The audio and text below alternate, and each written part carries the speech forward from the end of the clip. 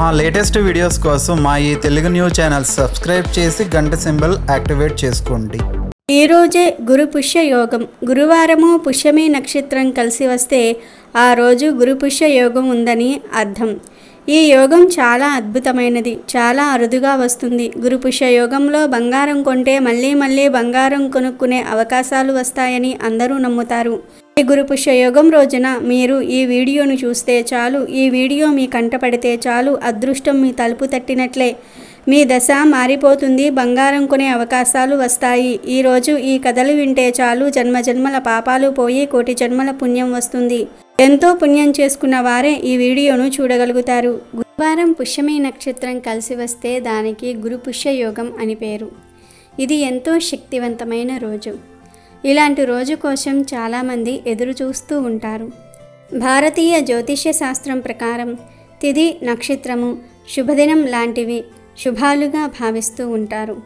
శుభదినాన మంచి శుభకార్యాలు లేదా నూతన కార్యక్రమాలు ప్రారంభిస్తే అంతా మంచే జరుగుతుందని విశ్వసిస్తూ ఉంటారు. ఎందుకంటే పవిత్రమైన సమయంలో నిర్వహించే ఎలాంటి పనులైనా అనుకూల ఫలితాలు ఇస్తాయని అందరూ నమ్ముతారు. గురు పుష్య యోగం కూడా అలాంటి పవిత్రమైన రోజే.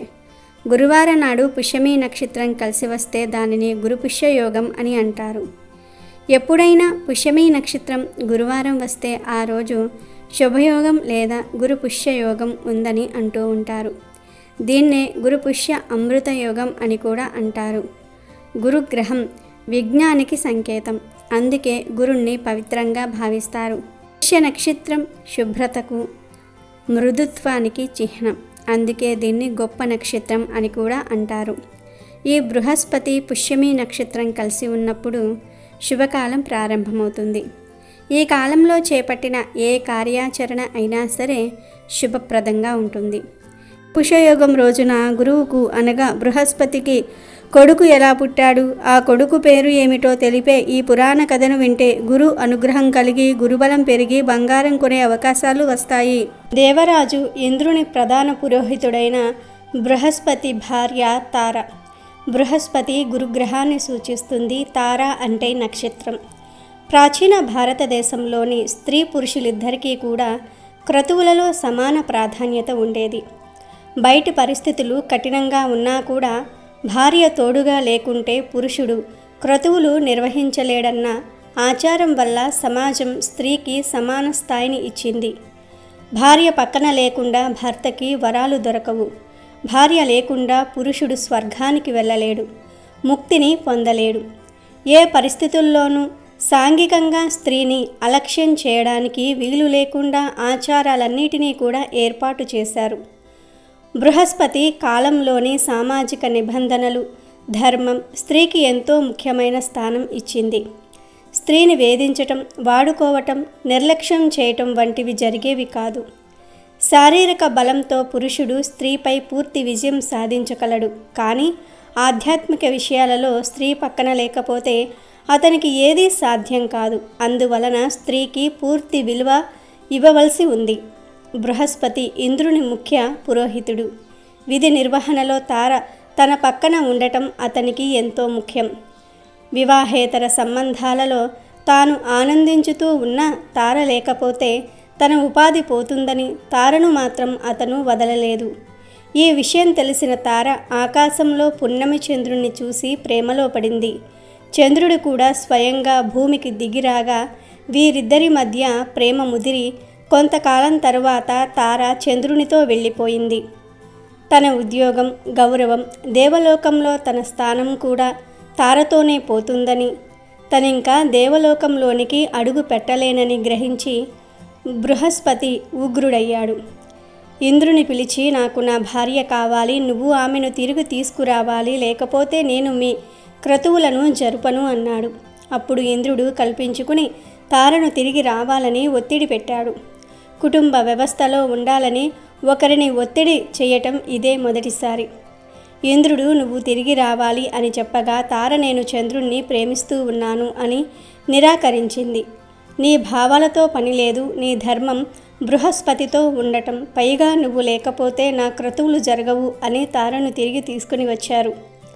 తార గర్భిణీగా ఉండటం తెలిసి బృహస్పతి ఆ శిశువు తండ్రి వివరాలు కోరగా తార మాట్లాడడానికి నిరాకరించింది. ప్రజలు పోగయ్యారు. తార ఇంకా మౌనంగానే ఉంది. ఇంతలో గర్భాశయం నుండి పుట్టబోయే శిశువు నిజంగా నేనెవరి సంతానం అని ప్రశ్నించాడు. ఆ శిశువు తెలివి చూసి అక్కడ ఉన్న వారంతా, నీ భర్తకు చెప్పడానికి నీవు నిరాకరించవచ్చు, దేవతలకు చెప్పటం నిరాకరించవచ్చు, కానీ పుట్టబోయే శిశువుకు నువ్వు తప్పక చెప్పాలి అనగా తార ఈ శిశువు చంద్రుని సంతానం అని చెప్పింది. ఆ మాటలు విని తన భార్య వేరే పురుషుడి సంతానానికి జన్మనిస్తుందని తెలిసి బృహస్పతికి ఎంతో కోపం వచ్చింది. స్త్రీ పురుషులు ఎవ్వరూ కాక నువ్వు నపుంసుడిగా ఉండగలవు అని ఆ సంతానాన్ని శపించాడు. ఆ శిశువు జన్మించగా బుధగ్రహాన్ని సూచిస్తూ అతనికి బుధ అని పేరు పెట్టారు.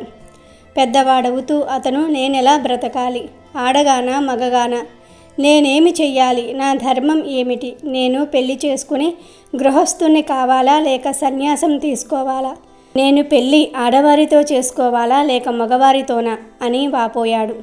అది విని తార, ఈ విశ్వంలో కోట్లాది కోటి నక్షత్రాలకు చోటుంది, ఆడా మగ కాకపోయినా దేవతా దయ్యం కాకపోయినా మిగతా వాటన్నిటికో చోటుంటుంది. ఈ విశ్వంలో వీటన్నిటికీ చోటుండగా నువ్వు చింతించకు, నీకు కూడా చోటుంటుంది, నువ్వు నిశ్చింతగా ఉండు, నీ జీవితం నీ దారికే వస్తుంది అని ఊరడించింది. ఇదిలా ఉండగా శివపార్వతులు నివసించే అడవికి ఒకరోజు సుద్యుమ్న రాజు వేటకు వెళ్ళాడు. ఆ సమయంలో పార్వతి శివునితో, నాకు మీ అందున్న ప్రేమ ఎంత గాఢంగా ఉన్నదంటే ఈ అడవిలో మగ ఏనుగులు, జూలుతో ఉన్న సింహాలు, అందమైన పింఛాలతో ఉన్న నెమళ్ళు ఉండటం మీకు అవమానకరమని నాకు అనిపిస్తూ ఉన్నది. మీరు ఈ అడవిలో వేరే ఏ మగజీవి లేకుండా చెయ్యాలని నా కోరిక అన్నది. శివుడు కూడా శృంగారంలో మునిగిపోయి ఈ అడవిలోనివన్నీ కూడా ఆడవైపోవాలి అని నిర్దేశించాడు. అడవిలోనివన్నీ కూడా వెంటనే ఆడజంతువులుగా మారిపోయాయి.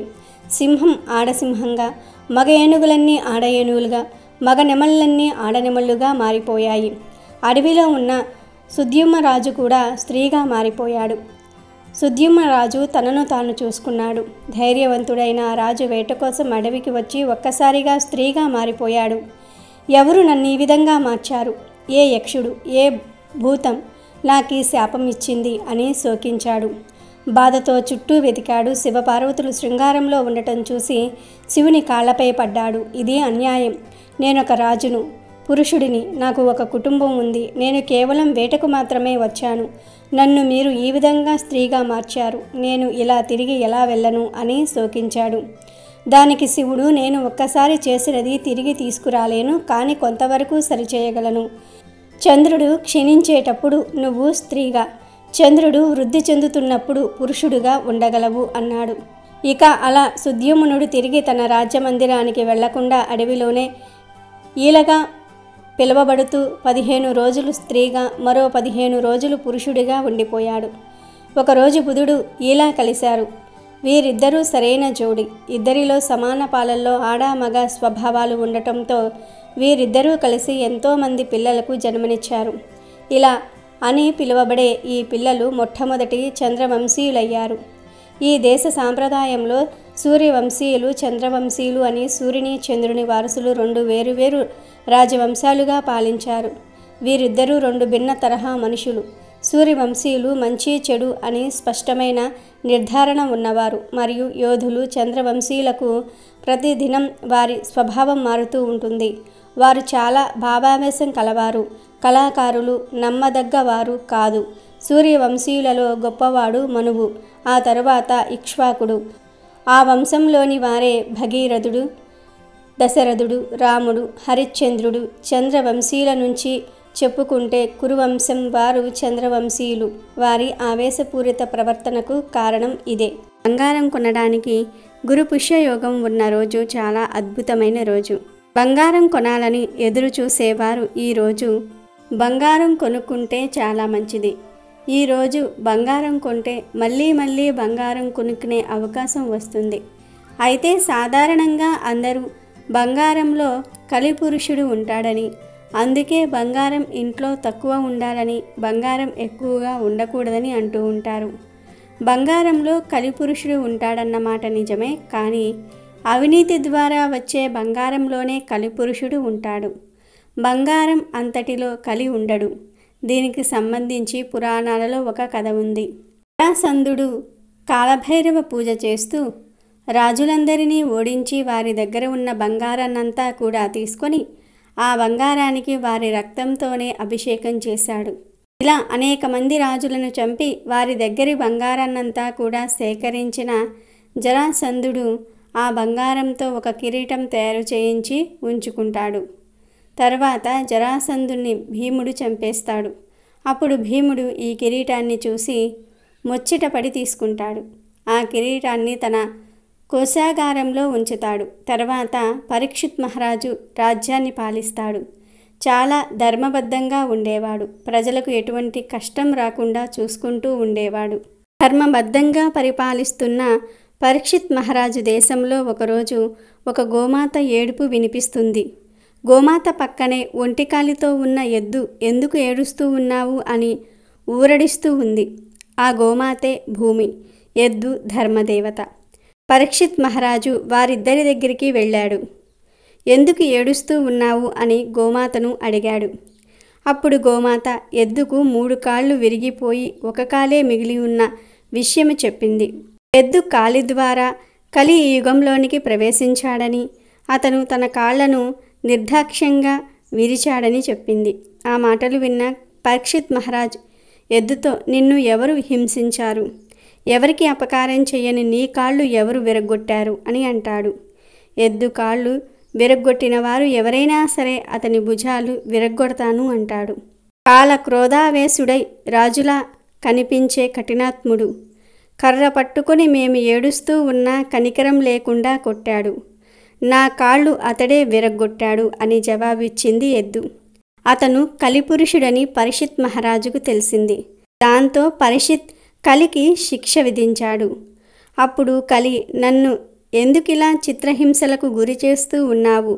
ఇది కలియుగం కాబట్టి నేను ఖచ్చితంగా భూమిపైకి రావాల్సిందే. ఇది వదిలి నేనెక్కడుండాలి? నేను ఎక్కడ ఉంటే నువ్వు అక్కడికి వచ్చి చంపుతానంటే ఎలా?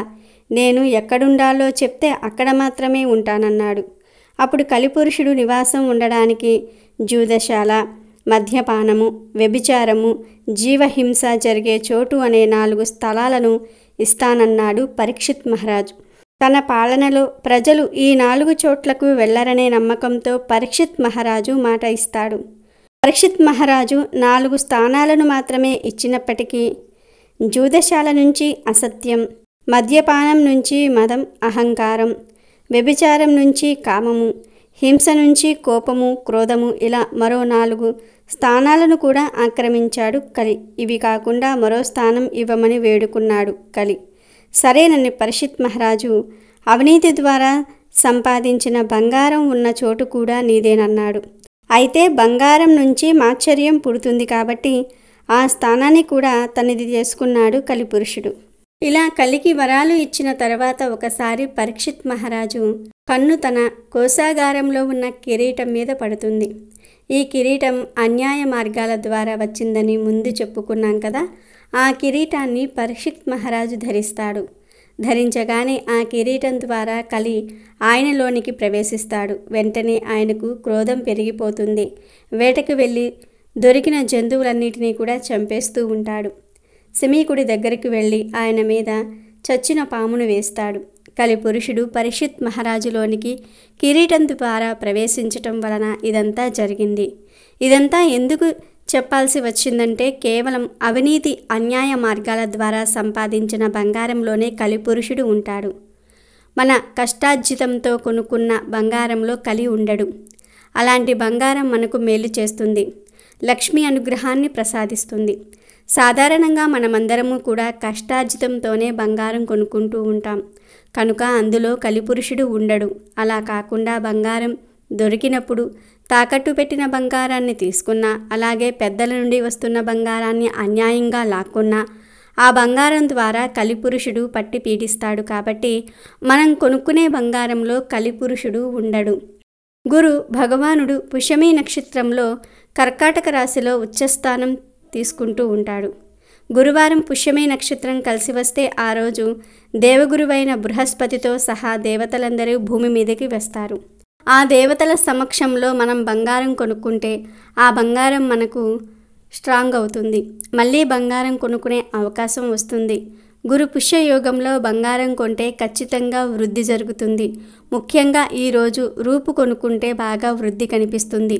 డబ్బులు లేని వారు ఈరోజు ఒక ముక్కు పుడక కొనుక్కున్నా మళ్ళీ వచ్చే గురు పుష్య యోగానికి పెద్ద హారం కొనుక్కునే శక్తి వస్తుంది అని శాస్త్రాలు చెప్తూ ఉన్నాయి. అంత శక్తి ఈ గురు పుష్య యోగానికి ఉంది కాబట్టి అందరూ కూడా ఈరోజు కొంచెం బంగారం అయినా సరే కొనండి. అలాగే ఈరోజు వెండి వస్తువులను కొనుక్కున్నా ఎంతో మేలు జరుగుతుంది. అసలు బంగారం వెండి ఏమీ కొనలేని వారు ఈ గురు పుష్య యోగంలో ఒక చీపురును కొని ఇంటికి తెచ్చుకున్న లక్ష్మీ అనుగ్రహం కలుగుతుంది. ధనం బాగా వృద్ధి చెందుతుంది. అలాగే ఈ గురు పుష్య యోగం రోజు ఈ కలియుగంలో భగవంతుడు ఎటువంటి వ్యక్తిత్వం ఉన్న వారికి కనిపిస్తాడో తెలిపే ఈ పవిత్ర కథను వింటే భగవంతుడి సాక్షాత్కారం కలుగుతుంది. జన్మ జన్మల పాపాలు పోయి కోటి జన్మల పుణ్యం వస్తుంది. ఒక ఊరిలో శివశర్మ అనే ఒక యువకుడు ఉండేవాడు. ఆ యువకుడు ఏ పని చేసేవాడు కాదు. తినడము తిరగటం, ఇంతకు మించి ఏ పని రాదు. పైగా అమాయకుడు. ఇంట్లో వారు భరించలేక ఏదన్నా ఆశ్రమం చూసుకొని వెళ్ళమన్నారు. సరేనని ఆశ్రమంలో చేరడానికి బయలుదేరి చాలా ఆశ్రమాలు చూశాడు. ఓ ఆశ్రమంలో గురువుగారు కొద్దిగా లావుగా ఉన్నారు. ఆహా, ఇక్కడ భోజనం బాగా దొరుకుతుందనుకుంటా, బాగా లావుగా ఉన్నారు అనుకున్నాడు శివశర్మ. ఇంతలో గురువు దగ్గరకు శిష్యులు వచ్చారు. వాళ్ళు కూడా లావుగానే ఉన్నారు. వాళ్ళను చూసి శివశర్మ, అయితే సందేహం లేదు, ఇక్కడ చేరితే 3 పూటల భోజనం దొరుకుతుంది అనుకుని గురువుగారి పాదాల మీద పడి ఇక్కడే ఉండిపోతానన్నాడు. సరే అన్నాడు గురువుగారు. కానీ నాకు 3 పూటల భోజనం కావాలి అన్నాడు శివశర్మ. అప్పుడు గురువుగారు, నాయన చక్కగా సేవ చేస్తూ 2 సార్లు మాత్రమే ఇక్కడ భోజనం తీసుకోవాలి అన్నారు. కాదు గురువుగారు, నేను ఆకలికి ఉండలేను అన్నాడు శివశర్మ. సరే అయితే ఉదయం ప్రసాదం కొద్దిగా ఎక్కువ తిను అన్నారు గురువుగారు. సరేనన్నాడు శివశర్మ. అలా శివశర్మ అక్కడ ఉండిపోయాడు. ఏదో తెలిసిన సేవ చేస్తూ చాలని ఆహారం తింటూ ఉండగా ఒకసారి ఏకాదశి వచ్చింది. ఈరోజు ఏకాదశి కాబట్టి అందరూ కూడా ఉపవాసం ఉండాలన్నారు గురువుగారు. అమ్మో, ఉపవాసం నా వల్ల కాదు గురువుగారు, నేను ఉపవాసం ఉండలేను అన్నాడు శివశర్మ. అప్పుడు గురువు, సరే అయితే ఇక్కడికి దూరంగా ఉన్న చెరువు వద్దకు వెళ్ళి వండుకు తిను, కావాలంటే సరుకులు నేను ఏర్పాటు చేస్తాను అన్నాడు. సరేనని సరుకులు తీసుకున్నాడు శివశర్మ. తర్వాత గురువు శివశర్మతో, నాయన వండిన ఆహారం ముందు స్వామికి నైవేద్యం పెట్టి ఆ తర్వాతే నువ్వు తినాలి, సరేనా అన్నాడు. దానికి శివశర్మ అలాగే గురువుగారు అని వెళ్ళి చెరువు దగ్గర చెట్టు క్రింద వంట చేసుకొని భగవంతుణ్ణి పిలిచాడు. శివశర్మ అమాయకుడు గనుక స్వామికి నైవేద్యం పెడితే ఆ స్వామివారే స్వయంగా వచ్చి తింటాడేమో అనుకున్నాడు. దాంతో శివశర్మ, రామ ఇక్కడికి వచ్చి ఈ ప్రసాదం తిను అంటూ పాడటం మొదలుపెట్టాడు. కానీ ఎంతకు స్వామి రాలేదు. ఎంతకు రాకపోయేసరికి శివశర్మ కూడా ఆలోచించి, దేవాలయంలో అయితే ప్రసాదాలు నైవేద్యాలు పెడతారు, ఇక్కడ ఏముంది, కుదరని వంట తప్ప, స్వామి అక్కడైతే బాగా పెడతారని అనుకుంటున్నాడేమో. ఈరోజు ఏకాదశి, అక్కడ ఏమీ ఉండదు, ఏమీ పెట్టరు, ఇక్కడకు కూడా రాలేదనుకో ఇది కూడా ఉండదు అని మళ్ళీ పాడటం మొదలుపెట్టాడు. శ్రీరాముడు నవ్వుకుని ఉండబట్టలేక సీతా సమేతంగా శివశర్మ దగ్గరకు వచ్చాడు. శ్రీరాముని చూసిన శివశర్మ సంతోషించాడు. కానీ రాముని పక్కనే సీత ఉంది. శివశర్మ ఇద్దరికి మాత్రమే వంట చేశాడు. దాంతో సీత వంక ప్రసాదం వంక పదే పదే చూస్తూ ఉండగా, రాముడు మేము వచ్చాము, సంతోషమేగా అన్నాడు. అప్పుడు శివశర్మ సీతాదేవి వంక చూస్తూ, సంతోషమే, నా చేత ఏకాదశి ఉపవాసం చేయించాలనుకుంటున్నట్లు ఉన్నారు, రండి కూర్చోండి అని ఇద్దరికీ వండిన ఆహారం పెట్టాడు. చక్కగా భోజనం చేసి సీతారాములు వెళ్ళిపోయారు. మళ్ళీ 15 రోజులకు ఏకాదశి వచ్చింది. గురువుగారు మొన్న ఇచ్చినట్లే ఈసారి కూడా కిలో బియ్యం, పప్పులు, దినుసులు శివశర్మకు ఇచ్చారు.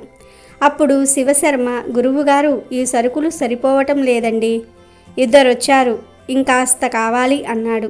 అది విని గురువుగారు, వీడికి సరిపోతున్నట్లు లేదు, ఇంకో కేజీ ఇచ్చి పంపండి అన్నాడు. యథావిధిగా శివశర్మ వెళ్ళి వంట చేసి నైవేద్యం పెట్టి తులసి పెట్టి, మొన్న ఇద్దరు వచ్చారు కదా అనుకుని రామ సీతతో కలిసి వచ్చి ఈ ప్రసాదం ఆరగించు అంటూ పాడాడు. ఈసారి సీతారాములతో పాటు లక్ష్మణుడు కూడా వచ్చాడు. ఈసారి శివశర్మ లక్ష్మణుడి వంక భోజనం వంక చూస్తూ ఉండగా శ్రీరాముడు, మేము వచ్చాము, సంతోషమేగా అన్నాడు. అప్పుడు శివశర్మ లక్ష్మణుడి వంక భోజనం వంక చూస్తూ, సంతోషమే, ఈ వారం కూడా నేను ఉపవాసమే, రండి కూర్చోండి అన్నాడు. భోజనం పెట్టాడు. ముగ్గురు తిన్నారు, వెళ్ళారు. మళ్ళీ ఏకాదశి వచ్చింది. అప్పుడు శివశర్మ గురువుగారితో, ఇది సరిపోదండి, ముగ్గురు వచ్చారన్నాడు. వీడు రాత్రి కూడా తింటున్నాడేమో అనుకుని మరో కేజీ ఇచ్చి పంపారు గురువుగారు. శివశర్మ మళ్ళీ వండాడు. ఈసారి పాట మార్చి పాడాడు. రామ సీత లక్ష్మణులతో కలిసి వచ్చి ఈ ప్రసాదం ఆరగించు అంటూ పాడాడు. కానీ ఈసారి సీతారాములు లక్ష్మణుడు వచ్చారు. వీళ్లతో పాటుగా హనుమాన్ కూడా వచ్చాడు. మేము వచ్చాము, ఆనందమేగా అని అడిగాడు రాముడు. అప్పుడు శివశర్మ, ఆనందమే కానీ అంటూ హనుమాన్ వంక భోజనం వంక చూసి, ఈ ఏకాదశి కూడా ఉపవాసమే, రండి కూర్చోండి అని వడ్డించాడు. అందరూ కూర్చుని తృప్తిగా తినేసి వెళ్ళిపోతూ ఉండగా శివశర్మ స్వామివారిని పిలిచి ఇలా అడిగాడు. స్వామి, ఏమీ అనుకోను అంటే ఒక్క మాట అడగవచ్చా? ఈసారి ఎంతమంది వస్తారు అనగా శ్రీరాముడు నవ్వి ఏమీ చెప్పకుండా వెళ్ళిపోయాడు. మళ్ళీ ఏకాదశి వచ్చింది. గురువుగారు ఈసారి రవ్వ 10 కిలోలు, బియ్యం 10 కిలోలు, పచారీ 10 కిలోలు కావాలి అన్నాడు. గురువుగారికి వీడేమైనా అమ్ముకుంటున్నాడా అనే సందేహం వచ్చినా వాడు అడిగింది ఇచ్చి పంపారు. అప్పుడు గురువుగారి దగ్గరకు శిష్యులు వచ్చి, వీడు సరుకులను అమ్ముకుంటున్నట్లు ఉన్నాడు, ఎక్కడ అమ్ముతున్నాడు, ఏ దుకాణంలో అమ్ముతున్నాడు, చూద్దాం పదండి అని గురువుగారితో సహా శివశర్మ వెనుక బయలుదేరారు. ఎప్పటిలాగానే శివశర్మ చెరువు దగ్గరకు వెళ్ళి సామాను అంతా కూడా అక్కడ పడేసి చెట్టు క్రింద కూర్చొని రామ సీత లక్ష్మణ హనుమంతులతో కలిసి వచ్చి ఈ ప్రసాదం ఆరగించు అని పాట పాడాడు. ఈసారి సీతారాములు, లక్ష్మణుడు, హనుమాన్, భరత శత్రుఘ్నులు, కౌసల్య, సుమిత్ర, కైకేయి సపరివారమంతా కూడా వచ్చేశారు. అప్పుడు రాముడు శివశర్మతో, అయోధ్య వాసులమంతా నీ దగ్గరకు వచ్చేశాం, సంతోషమేగా, ప్రసాదం ఏది, ఎక్కడుంది అని అడిగాడు. అప్పుడు శివశర్మ, ఎప్పుడూ నేను వండితే మీరు తినేసి వెళ్ళిపోతూ ఉన్నారు, కొద్దిగా కూడా ఉంచటం లేదు, నా చేత 4 ఏకాదశి ఉపవాసాలు చేయించారు, ఈసారి మీరే వండండి, సామానంతా అక్కడే ఉంది అన్నాడు. శ్రీరాముడు నవ్వి సరేనని శ్రీరాముడు కూరగాయలు కోస్తూ ఉన్నాడు. సీతమ్మ పొయ్యి దగ్గరకు వెళ్ళింది. లక్ష్మణుడు, హనుమంతుడు కట్టెలు తెచ్చారు. ఇలా అందరూ తల ఓ పని చేస్తూ ఉండగా సీతమ్మ వంట వండుతుందని తెలుసుకొని దేవతలు, ఋషులు, గంధర్వులు వరుసగా వస్తూ ఉన్నారు. కోలాహలంగా తయారయ్యింది ఆ ప్రదేశమంతా. ఇంతలో గురువుగారు అక్కడికి వచ్చి అక్కడి సన్నివేశం చూస్తే సామాను పక్కన పడేసి చెట్టు కింద పడుకొని కనబడతాడు. వెంటనే గురువుగారు వచ్చి, శివశర్మ ఏంటి సామానంతా అక్కడ పడేసి చెట్టు క్రింద పడుకున్నావు అనగానే, అదేంటి గురువుగారు, సీతారాములు, లక్ష్మణుడు, హనుమంతుడు, కౌసల్య, సుమిత్ర, కైకేయి అందరూ కలిసి వంట చేస్తూ ఉన్నారుగా, మీకు కనిపించటం లేదా అన్నాడు. అప్పుడు గురువు ఆశ్చర్యంతో, ఎక్కడ, నాకేం కనబడటం లేదు అన్నాడు. అప్పుడు శివశర్మ శ్రీరాముణ్ణి చూసి, మీరు మా గురువుగారికి కనబడటం లేదంట, కనిపించండి, లేదంటే నా మీద సందేహం వస్తుంది, అసలు మీరు మా గురువుగారికి ఎందుకు కనబడటం లేదు అని అడుగగా శ్రీరాముడు, నేను మీ గురువుగారికి కనిపించను అన్నాడు. అప్పుడు శిష్యుడు ఎందుకు అని అడుగుతాడు. ఆయన మహాజ్ఞాని, గొప్ప పండితుడు, ఆయనకు అన్నీ తెలుసు, అలాంటి వారికి మీరు ఎందుకు కనిపించటం లేదు అని అడుగుతాడు. అప్పుడు శ్రీరాముల వారు, నాయన ఆయనకు అన్నీ తెలుసు, కానీ నేను వస్తానని తను నమ్మడం లేదు, పూజలు చేస్తున్నాడు కానీ నన్ను మనసుతోటి చూడటం లేదు. తన మనసుతో పూర్తిగా నన్ను విశ్వసించిన వాడికి నేను తప్పకుండా కనిపిస్తాను అని అంటాడు. అప్పుడు ఆ శిష్యుడు గురువుతో, గురుదేవా, మీరు మనసులో ఆయన ఉన్నాడని పూర్తిగా విశ్వసించటం లేదంట, ఆయన వచ్చినట్లుగా నమ్మటం లేదంట, అందుకే ఆయన మీకు కనిపించటం లేదు అని సమాధానం ఇచ్చాడు. ఆ మాటలు వినగానే గురువుగారికి కళ్ళల్లో నుండి నీళ్లు తిరిగాయి. అయ్యో, నేను అన్ని పూజలు వ్రతాలు చేశానే, కానీ భగవంతుడు వస్తాడని మాత్రం నమ్మలేదు. దేవుడు ఉన్నాడు అని నమ్మిన వాళ్లకు కనిపిస్తాడు, అందుకే నీకు ఆ భగవంతుడి దర్శనం కలిగింది. నువ్వే చాలా గొప్పవాడివి అంటూ ఏడుస్తున్నాడు. వెంటనే శ్రీరాముల వారు సపరివార సమేతంగా గురువుగారి కన్నుల ఎదుట సాక్షాత్కరించాడు. అప్పుడు గురువుగారు ఎంతో సంతోషించి రాముణ్ణి పరిపరి విధాల స్తుతించాడు. శివశర్మతో, నీవు అమాయకంగా, నీ మనసు స్వచ్ఛంగా నిర్మలంగా ఉండబట్టి ఆ భగవంతుడు సాక్షాత్కరించాడు. నీ వల్ల మేము ధన్యులమయ్యాం అన్నాడు. అలాగే ఈరోజు పంచభూతాలలోకెల్లా భూదేవికే ఎందుకు ఎక్కువ ప్రాధాన్యత ఏర్పడిందో తెలిపే ఈ నీతి కథను వింటే సకల పాపాలు పోతాయి, అష్టైశ్వర్యాలు సిద్ధిస్తాయి. బ్రహ్మదేవుడు ఒకసారి పంచభూతాలను పిలిచి ఒక్కో వరం కోరుకోమన్నాడు. వరం కోసం తొందరపడిన ఆకాశం ముందు అందరికంటే పైన ఉండాలని వరం కోరింది. ఆ వరాన్ని నెరవేర్చి ఆకాశాన్ని ఎవరికీ అందనంత ఎత్తులో నిలిపాడు బ్రహ్మ. తర్వాత ఆకాశం మీద కూర్చునే వరాన్ని సూర్యుడు కోరటంతో నేటికి ఆకాశం మీద విహరిస్తూ ఉన్నాడు సూర్యుడు. ఆ తర్వాత వారి ఇద్దరి మీద ఆధిపత్యం చేసే వరమడిగిన జలం మేఘాల రూపంలో మారి ఆకాశం మీద పెత్తనం చలాయిస్తూనే కొన్నిసార్లు సూర్యుడిని కప్పేస్తూ ఉంటుంది. పై ముగ్గురిని జయించే శక్తిని వాయువు కోరటంతో పెనుగాలులు వీచినప్పుడు రేగే దుమ్ము ధూళికి మేఘాలు పటాపంచలవటము, సూర్యుడు ఆకాశం కనుమరుగవటం జరుగుతాయి. చివరి వరకు సహనంగా వేచి చూసింది భూదేవి. పై నలుగురు నాకు సేవ చెయ్యాలని కోరటంతో బ్రహ్మ అనుగ్రహించాడు. ఇక అప్పటి నుండి ఆకాశం భూదేవికి గొడుగు పడుతోంది. వేడి వెలుగు ఇస్తున్నాడు సూర్యుడు. వర్షం కురిపించి చల్లబరుస్తోంది జలం. సమస్త జీవకోటికి ప్రాణవాయువు అందిస్తున్నాడు వాయువు. సహనంతో మెలిగి వరం కోరిన భూదేవికి మిగతా భూతాలు సేవకులయ్యాయి. సహనవంతులు అద్భుత ఫలితాలు పొందగలరని నిరూపించడానికి ఈ కథ చాలు. సహనానికి ప్రతిరూపం స్త్రీ.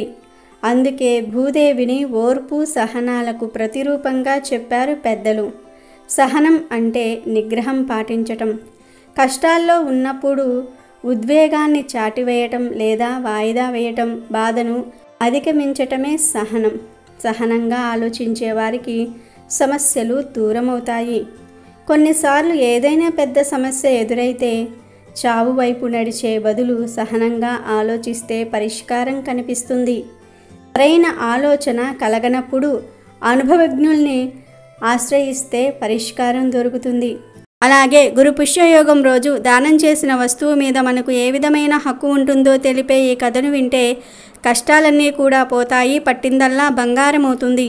పూర్వం రాజ్యాలను పరిపాలించే రాజుల ఆస్థానాలలో రాజగురువులు ఉండేవారు. రాజ్య పాలన పరంగా రాజుగారికి ఏవైనా సమస్యలు, అనుమానాలు ఎదురైతే ఆ సమస్యలను పరిష్కరించుకునేందుకు రాజగురువులు రాజుగారికి మంచి సలహాలను, సూచనలను ఇచ్చి ఎలాంటి సమస్యలనైనా సరే పరిష్కరించేవారు. అలా ఆ రాజగురువులు రాజుగారికి మంచి సందేశాన్ని అందించిన ప్రతిసారి రాజు తన గురువు గొప్పదనాన్ని మెచ్చుకుంటూ వారికి బహుమతులు సమర్పించుకునేవారు. ఒకసారి రాజుగారు గురువుగారికి పట్టుబట్టలను బహుమతిగా ఇచ్చాడు. గురువు ఎంతో సంతోషంగా వాటిని స్వీకరించాడు. వాటిని తీసుకుని ఇంటికి వెళ్తూ ఉండగా దారిలో చలికి వణుకుతున్న ఒక బిచ్చగాడు కనిపించాడు. వాడి పరిస్థితి చూసిన గురువుగారికి జాలేసింది. తన వద్ద ఉన్న ఈ పట్టు వస్త్రాలు తనకన్నా ఆ బిచ్చగాడికే ఉపయోగపడతాయని వాడి అవస్థను చూసి తట్టుకోలేక తన చేతిలో ఉన్న పట్టుబట్టల్ని బిచ్చగాడికి ఇచ్చేశాడు. మరునాడు రాజు నగర సందర్శనకు వెళ్ళినప్పుడు అనుకోకుండా పట్టు వస్త్రాలను ధరించిన బిచ్చగాన్ని చూశాడు. తాను గురువుకు బహుకరించిన పట్టుబట్టలు ఆ బిచ్చగాడు కట్టుకుని ఉండటం చూసి రాజుగారికి చాలా కోపం వచ్చింది. తాను ఎంతో ప్రేమతో ఎంతో విలువైన పట్టు వస్త్రాలను బహుకరిస్తే వాటిని బిచ్చగాడికి ఇచ్చి గురువుగారు తనను అవమానపరిచాడని రాజుగారు ఆవేశంతో ఊగిపోయాడు. అలా కొద్ది రోజుల తర్వాత రాజుగారు మళ్ళీ గురువుకు బహుమతిగా ఒక బంగారు కడియాన్ని బహుమతిగా ఇచ్చారు. కానీ గురువుగారు ఆ కడియాన్ని కూతురు పెళ్లి చేయలేక ఆర్థిక కష్టాలతో ఇబ్బంది పడుతున్న ఓ కింది స్థాయి రాజోద్యోగికి బహుకరించారు గురువు. వేగుల ద్వారా ఆ విషయం రాజుగారికి తెలిసిపోయింది. కోపాన్ని పట్టలేక వెంటనే గురువుగారిని పిలిపించారు. మేము మీ మీద గౌరవంతో మీకు బహుమతులు ఇస్తూ ఉంటే వాటిని మీరు అందరికీ దానంగా పంచిపెట్టడం అనేది ఏమంత పద్ధతిగా లేదు అని గురువును కోపంగా అడిగాడు రాజు. అందుకు గురువుగారు ప్రసన్న వదనంతో, చూడండి రాజా, దానం చేయటం అంటే ఆ సొమ్ము గాని లేదా ఆ వస్తువు గాని ఇక ఇది మనది కాదు అని పూర్తిగా అంగీకరించి దాన్ని ఇతరులకి ఇచ్చేయడాన్నే దానం అంటారు. అలా దానమిచ్చిన వ్యక్తి ఆ తర్వాత ఆ విషయాన్ని పూర్తిగా మర్చిపోవాలి. దానం చేయటం వరకే మీరు పరిమితం అవ్వాలి. దానం తీసుకున్న వ్యక్తి తాను దానం ద్వారా పొందిన ఆ వస్తువును ఏమి చేసినా అది మీకు సంబంధం లేదు. కానీ మీరు దానం ఇచ్చిన విషయాన్ని ఇంకా గుర్తుంచుకోవటమే కాకుండా దాని గురించి ఇంకా నన్ను ప్రశ్నిస్తున్నారు అంటే ఏదైతే వస్తువులను మీరు దానంగా ఇచ్చారో ఆ వస్తువులు ఇంకా మీవే అని మీరు భావిస్తున్నట్లే కదా. అలా అయితే ఆ దాన ఫలితం మీకు దక్కదు అని అన్నాడు. మీరు అంతలా అడుగుతున్నారు కాబట్టి చెప్తూ ఉన్నాను. మీరు ఏ వస్తువులనైతే నాకు దానంగా ఇచ్చారో ఆ వస్తువుల యొక్క అవసరం నాకంటే వారికే ఎక్కువగా ఉంది అని నాకు అనిపించింది. అందుకే వాటిని వారికి ఇచ్చేశాను. అంతే తప్ప మీ పైన గౌరవం లేక కాదు అని చెప్పాడు గురువుగారు. ఆ మాటలతో రాజు తన తప్పును తాను తెలుసుకుని గురువుగారిని క్షమించమని కోరాడు. అందుకే మన పెద్దలు, నీవు కుడి చేత్తో చేసే దానం నీ ఎడమ చేతికి కూడా తెలియకూడదు. నీవు ఎప్పుడు చేసిన దానాన్ని అప్పుడే మర్చిపోవాలి అని అన్నారు. ఒక ఊళ్ళో ఒక బ్రాహ్మణుడు ఒక కోమటి ఉన్నారు. వాళ్ళిద్దరూ ఇళ్ళు ఒకే చోట ఉన్నాయి. బ్రాహ్మణుడు చాలా బీదవాడు, కోమటి చాలా ధనవంతుడు. బీదవాడైన బ్రాహ్మణుడికి భూతదయ, ధర్మచింతన ఉండేవి. కానీ ధనవంతుడైన కోమటికి హృదయం లేదు, ధర్మచింతన మొచ్చుకైనా లేదు. తనకున్నదంతా కూడా ధనకాంక్ష, ధనాపహరణ ఆలోచన. అంతటి ధనవంతుడు బీద సాధనను ఆదరించకుండా నిర్దయపరుడై ఉండటం నచ్చలేదు శివుడికి. అందుకే అతనికి ఏదైనా మంచి బుద్ధి కలిగించాలని ఆలోచించాడు శివుడు. ఒకనాటి రాత్రి ఒక వృద్ధ శూద్రుని రూపంలో శివుడు కోమటి మేడ దగ్గరకు వెళ్ళి తనకు ఆ రాత్రి భోజనం పెట్టి పోయే ప్రాణం కాపాడవలసిందని శెట్టిని ప్రార్థించాడు. కానీ శెట్టి హృదయం పాషాణం, అందుచేత ఇదేమీ పూటగూళ్ళ ఇల్లు కాదు, పొమ్మని గద్దించాడు. ఆ వృద్ధ శూద్రుడు పోని ఈ రాత్రి ఇక్కడ నిద్రపోవడానికైనా సరే అనుమతించమని కోరుకున్నాడు. అందుకు కూడా శెట్టి ఒప్పుకోకుండా ఇదేమీ సత్రం కాదు, పొమ్మని ఇంటి నుండి తరిమివేశాడు. అంతటా ఆ వృద్ధుడు ఆ పక్కనే ఉన్న బ్రాహ్మణుని ఇంటికి వెళ్ళి తనకేమైనా తినడానికి పెట్టమని కోరుకున్నాడు. బ్రాహ్మణుడు తనకు ఉన్న కొద్దిలోనే ఆ వృద్ధిని తృప్తిపరిచి ఆనాటి రాత్రి అక్కడ విశ్రమించమని కోరుకున్నాడు. ఆ వృద్ధుడు బ్రాహ్మణుడు ఇంటి దగ్గర విశ్రాంతి తీసుకుని తెల్లవారిన వెంటనే లేచి వెళ్ళిపోయాడు. అలా ఆ వృద్ధుడు ఇల్లు వదిలిపెట్టి బయటకు వెళ్ళినంతనే ఆ బ్రాహ్మణుని గృహం స్వర్గమయం అయ్యింది. అదంతా దూరం నుండి కనిపెట్టిన శెట్టి తక్షణం వెళ్ళిపోతున్న వృద్ధుడి దేవుడని గ్రహించి పరుగు పరుగున పోయి అతని కాళ్ళ మీద పడి తన తప్పిదాన్ని క్షమించవలసినదిగా వేడుకున్నాడు. శివుడు అతని కుయుక్తిని గ్రహించి, సరే క్షమించాను, నీకేం కావాలో కోరుకో అన్నాడు. కానీ అత్యాశాపరుడైనటువంటి శెట్టికి ఏం కావాలో తెలియలేదు. అప్పటికే అతనికి ఏమీ లోపం లేదు, ఏ లోటు అతనికి లేకుండా తన జీవితం సాగిపోతుంది. ఏం కోరుకోవాలో కూడా అతనికి తెలియలేదు. అందుచేత తొందరపడి ఏదైనా కోరడం కన్నా సావకాశంగా ఆలోచించుకుని కోరుకోవటం మంచిదనుకున్నాడు. ఆ సంగతి శివుడికి తెలియజేశాడు. అప్పుడు శివుడు సరే అని శెట్టి అనుకున్న మొదటి 3 మాటలు సంభవించేలాగా శెట్టి మొదటి 3 సార్లు ఏవైతే అనుకుంటాడో ఆ కోరికలు నెరవేరేలాగా వరం ఇచ్చి అంతర్ధానమైపోయాడు శివుడు. తర్వాత శెట్టి చాలా దీర్ఘాలోచనతో ఇంటికి వెళ్తూ ఉన్నాడు. అప్పుడే తెల్లవారటం చేత కాకులు కావు కావుమంటూ ఆకాశంలో ఎగురుతూ ఉన్నాయి. వాటి కూతల వల్ల అతనికి ఆలోచన తట్టలేదు. అంతలో ఒక కాకి అతని నెత్తి మీద ఎగురుతూ రెట్టవేసింది. దానితో అతనికి అరికాలి మంట నెత్తికెక్కింది. పాడు కాకి, చస్తే బాగుండును అని అన్నాడు. ఆ మాటతో అది గిరగిరా తిరిగి కింద పడి చచ్చిపోయింది. అప్పుడు అతనికి పశ్చాత్తాపం కలిగింది. అది కాకి చావటం వలన కలుగలేదు. తను సంపాదించిన 3 మాటలలో ఒకటి నిశ్చలమైపోయినందుకు కలిగింది. చేసేది లేక శెట్టి నెమ్మదిగా వెళ్ళి తోటలో రాతి మీద కూర్చొని ఆలోచించసాగాడు. అంతలో అతని భార్య అతనిని లోపలికి రావాల్సిందని కూలీవాడితో కబురు పంపింది. కూలీవాడు అతన్ని లోపలికి రమ్మన్నాడు. కానీ తన ఆలోచన తెగే వరకు కదలడానికి ఇష్టం లేక అతను నేను రాను అన్నాడు. అంతే, అతను ఆ రాతికి అతుక్కుపోయాడు. అయ్యో ఎంత చిక్కు వచ్చింది అని బాధపడ్డాడు. కానీ ఆ బాధ అతను రాతికి అతుక్కుపోయినందుకు కాకుండా 2వ మాటను పోగొట్టుకున్నందుకు పొందాడు.